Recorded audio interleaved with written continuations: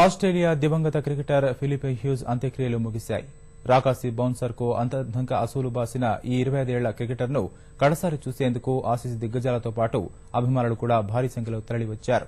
ఆస్ట్రేలియాలో సంప్రదాయ పద్దతిని అనుసరించి జరిగిన ఈ కార్యక్రమం ఆహుతులను కంటతడి పెట్టించింది. హ్యూజేను ఎప్పటికీ మరవలేమని క్లార్క్ చెప్పగా అతని మృతి ఓ తీరని లోటుగా నెదర్లాండ్స్ అభివర్ణించింది. క్రికెట్ చరిత్రలోనే అత్యంత విషాదకర రీతిలో అసువులు బాసిన Australia cricketer Phillip Joel Hughes ఆఖరి క్రియలు పరిసమాప్తమయ్యాయి. ఈ నెల 25న New South Wales, South Australia జట్ల మధ్య జరిగిన షెఫీల్డ్ షీల్డ్ మ్యాచ్లో హ్యూస్ దుర్మరణం పాలయ్యాడు. సౌత్ ఆస్ట్రేలియా తరపున బరిలో దిగిన హ్యూస్ సీన్ అబ్బోర్ట్ వేసిన బౌన్సర్ తలకు తగలడంతో తీవ్ర గాయమై ఆస్పత్రి పాలయ్యాడు. 2 రోజుల పాటు మృత్యుతో పోరాడి ఓడిన ఈ ఆసీస్ క్రికెటర్ తనువు చాలించాడు. హ్యూస్ మరణం ప్రపంచం మొత్తాన్ని విషాదంలో ముంచేయగా ఆసీస్ క్రికెటర్లను శోకసంద్రంలోకి నెట్టేసింది. నవంబర్ 27న హ్యూస్ మరణ వార్తను విన్నప్పటి నుంచి తీవ్ర విచారంలో మునిగిపోయిన ఆస్ట్రేలియన్లు ఈ కుర్రాడి అంతిమయాత్రను వీక్షించేందుకు భారీగా తరలివచ్చారు. పూర్తి అధికార లాంఛనాల మధ్య ఆస్ట్రేలియా సంప్రదాయ పద్ధతిలో హ్యూస్ ఆఖరి క్రియలు జరిగాయి. తండ్రి గ్రెగ్, సోదరుడు జేసన్ తో పాటు మైకేల్ క్లార్క్ కూడా హ్యూస్ శవపేటికను మోశాడు.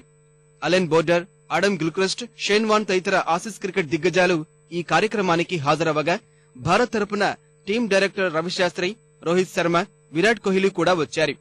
హ్యూస్ స్వస్థలం మ్యాక్స్ విల్లేలో జరిగిన ఈ కార్యక్రమానికి విశేష సంఖ్యలో అధికారులు కూడా హాజరయ్యారు. ఇకపై తాను మైదానంలో అడుగుపెట్టిన ప్రతిసారి హ్యూస్ జ్ఞాపకాలు వెంటాడుతూనే ఉంటాయని ఆసీస్ కెప్టెన్ క్లార్క్ కంటతడి పెట్టాడు. We must dig in and get through to tea. And we must play on. So rest in peace, my little brother. I'll see you out in the middle. అతి పిన్న వయసులోనే hues ఎన్నో జ్ఞాపకాలను మిగిల్చాడని, అతన్ని గురించి చెప్పేందుకు మాటలు రావట్లేదని Aussies cricket chief James Sutherland అన్నారు. జూనియర్ బ్రాడ్మన్ గా ప్రతి ఒక్కరి నుంచి ప్రశంసలు పొందిన హ్యూస్ అప్పుడే తమను వదిలి వెళ్లిపోవడం బాధిస్తోందని సదర్లాండ్ చెప్పారు. 25 ఏళ్ల వయసులోనే 70 శతకాలకు పైగా సాధించిన ఫిలిప్ జీవితం గురించి తమకెన్నో పాఠాలు నేర్పాడని అతని సోదరుడు జేసన్ వ్యాఖ్యానించాడు. తమ్ముడితో ప్రతిభను వెల్లడించేందుకు ఎన్నో రోజులు అవసరమని జేసన్ అభివర్ణించాడు.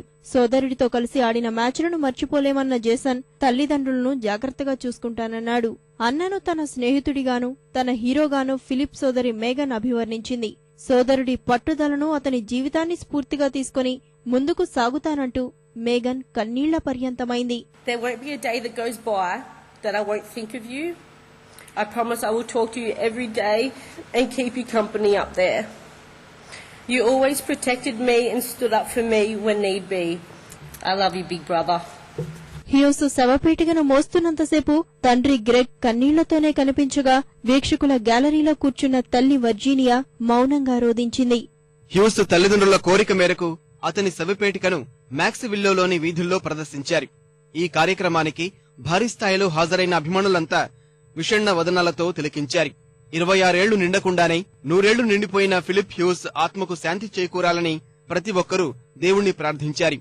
కేవలం ఆసీస్లోనే కాదు, ఈ అంతిమయాత్రను దేశ విదేశాల్లో ప్రత్యక్షంగా వీక్షించిన ప్రతి ఒక్కరూ కూడా హ్యూస్ నిన్ను మరువలేమంటూ భారంగా తమ మనసుతో మాట్లాడుకున్నారు.